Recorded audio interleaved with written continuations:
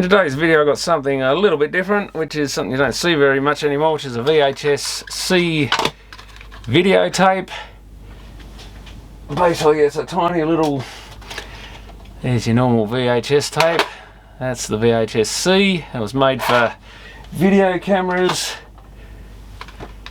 basically in the 90s. I forget exactly what year it came out. It might have even come out in the 80s, but I don't think so, but it could have been late 80s. Definitely around in the 90s. And I think, do you press that in to open it up? There it is. And it's basically, I think VHS-C just stands for VHS compact. And the good thing about these, same width tape as a normal VHS cassette. And they actually will play, obviously they don't fit straight into a machine, but they will play in a VHS machine, which is why we have this other thing here. This isn't the original case for it. That's some random Rovette brand video housing. Naked Gun, rated M. So some old thing that the owner had.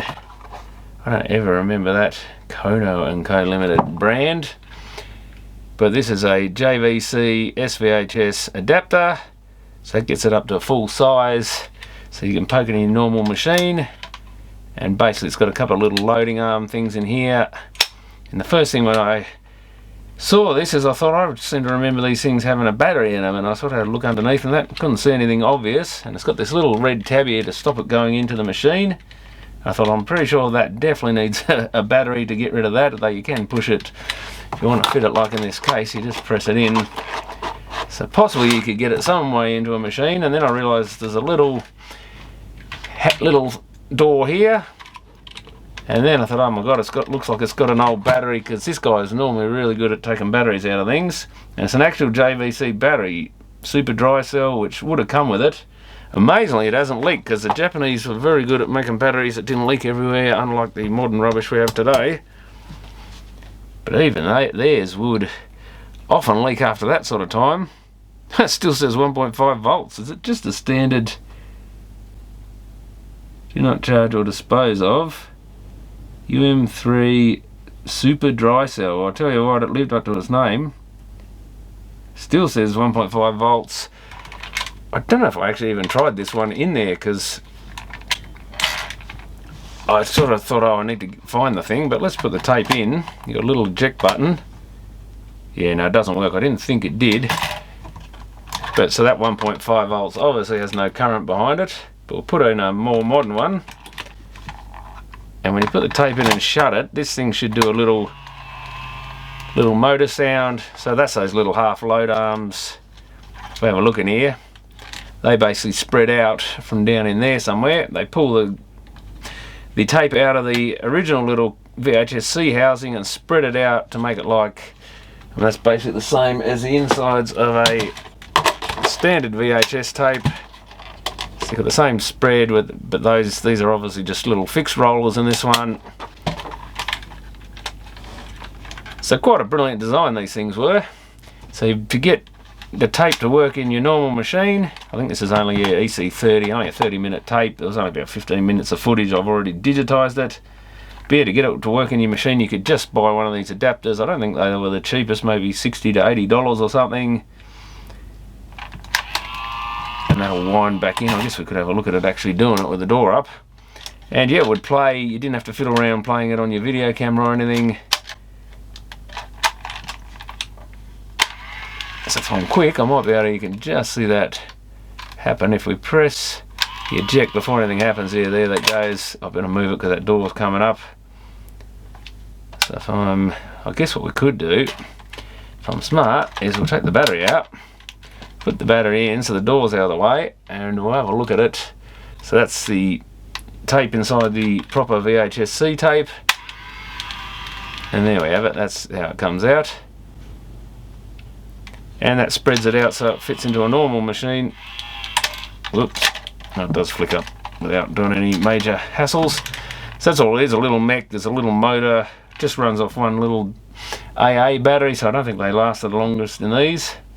Doesn't have to do an awful lot of hard work or anything. Bit of dust in there, I probably should give it a little bit of a clean out, even though it's probably going to go back in storage or be sold or got rid of in some way. But yeah, quite a novelty little product. These were expensive enough that people even occasionally asked to get them repaired. But once you'll see, the other thing I didn't show is that little red tab there. Sticking out on the side is once this loads up, the little tab is wound in so it can go inside the machine. So quite a foolproof sort of design.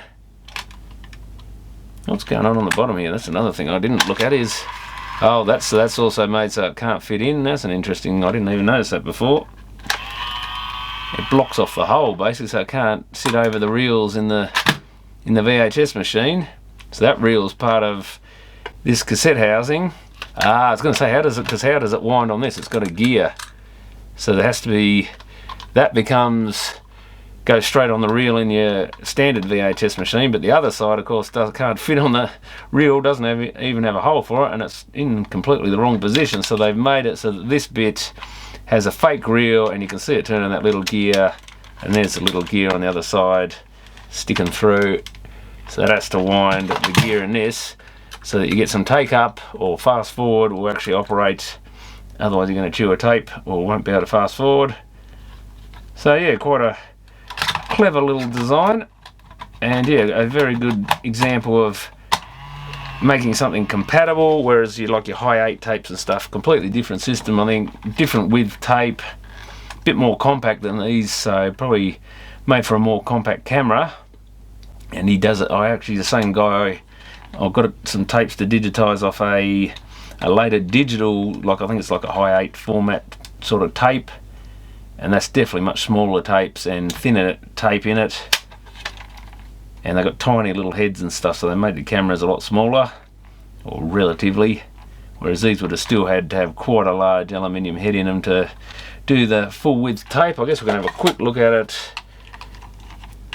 I've got my Panasonic ZMech machine here with the lid off, and we can, is it on? Yeah. Poke it in, and that's the VHS-C tape coming out of the housing, and we're in play mode. We can fast forward, vision search, rewind, vision search, stop it. Should be able to fast forward that like a normal tape.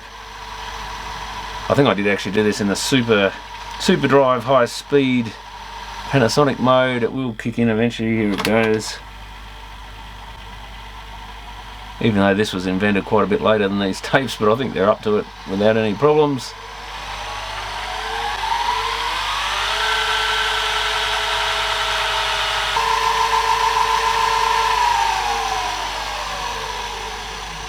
So even a 30-minute tape takes a while.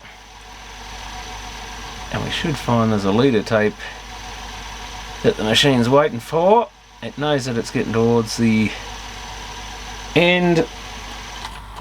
Good thing about these machines in a way is so it must have reached a leader tape, I guess. I didn't actually see it. I'll have to have a look. We're in play mode. We are. Of course the problem is it gets just inside the end of the tape here and you don't actually get to see it, so that doesn't really help. Yeah, one thing in these, if you actually want to check one of these tapes, one good thing about these modern machines like this ZMech, if we can get the counter on camera there, is that when there's no signal on the tape, I actually checked this tape, I thought I better check there's nothing later on it, but if we go to fast forward, the counter will actually stop running when it gets to a piece of tape with no signal on it. Or will it? Yeah, there we go. And it's just going circling around. So it's actually a good indicator that there's nothing on the end part of that tape, because you often get to a snowy bit and you always think, is there more on there? But no. I think it should do the same when we're going to rewind until it finds tape with signal on it again. Yeah, it's just doing the little loopy thing.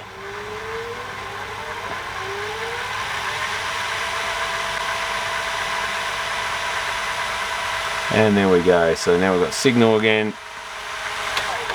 So quite a good indicator with these when you're going through old tapes, whether there's a signal on there or not, is whether the counter runs on these later machines. So that was something I forgot about until I saw it, and I thought, oh yeah, that's actually a good indicator. And I did double check, of course, with my eyes, and sure enough, just know most of these tapes here, even a 30-minute, people didn't go that far into it.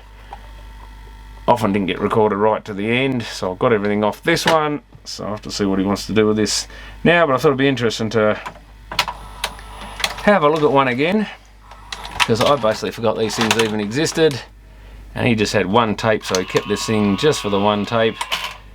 I don't remember him having a VHS-C camera. I know they had a later one and they had an earlier one, he used to have the old VHS hang on your shoulder type, quite a large machine with a separate tube type camera, and there is some footage on some of these tapes of his from those days, and they were, yeah, not very good quality, those cameras, especially in the dark like some of it is. Any lights you see will cause all flaring patterns and sort of like a persistence of vision type thing, where you've had bright lights and you've panned sideways or whatever, and it makes a streak on the screen at the time, but then it leaves a sort of streak still visible for quite a while after. But yeah, interesting little gadget, but that was quite a clever little system, the VHS-C one. I think they sold quite a few cameras with VHS-C back in the day. A place I worked for used to fix them, and we did see quite a few of them from different makers, but I think it was more, was it obviously JVC were probably into it, and possibly Sharp and stuff, since they, or JVC were obviously one of the inventors of VHS, so they probably wanted to see it continue on. And I think Sharp or another company might have done it, and probably several companies would have done it, and often some companies will put out both formats and all that sort of weird stuff, so it was a bit of fun in the format days. But these were just a good idea because you could play it in any machine basically, so it was good for the sort of backward compatibility type thing, because this guy's camera, if it even was his or whether he borrowed it, I don't know, but it's long gone, and you'd be hard pressed to find a working VHS-C camera probably. You never know, they might be out there still. But at least the cassette, if you've got an adapter, can still be played in any machine. So if anyone's got a collection of these tapes they want to go through, you just need to find one of these adapters in working order, and all you need is just like any common modern VHS machine will do. Most of these later ones are still in working order, and especially ones like this one that haven't had too many hours on it. And the guy gave me his old LG one, but it's a pretty old machine to use, so I went and dug this one out and used this instead, because it's got a proper counter on it. The other one's all on-screen display, and you forget to you put the counter on screen to check what you're doing, try and fast forward to the next section, or remember where you started, and of course then you forget to turn it off, and then you digitize it with the on-screen display, plus it's got a play thing that comes up and sits there for a while. Whereas this has got a nice proper fluorescent display, so that's a nice feature to have on them, rather than just an LED display and on-screen display. So I wouldn't recommend that type of VCR. This one's actually a good machine for doing some dubbing across. And the only sort of hassle, it doesn't have the best tracking, I don't think. But some of these tapes I think are beyond being tracked, but I'll try them on a really old machine with manual tracking, see if that does any better. Normally the auto tracking in these would work, plus the, I think, channel up down button on the remote overrides it. You can try and force it to track. Now it seems to be doing something because the picture drops right out, and that's one thing I don't like about these. They tend to mute to blue, which is a pain. So I'll try that in an older machine, but so far it's going quite well. But anyway, thanks for watching.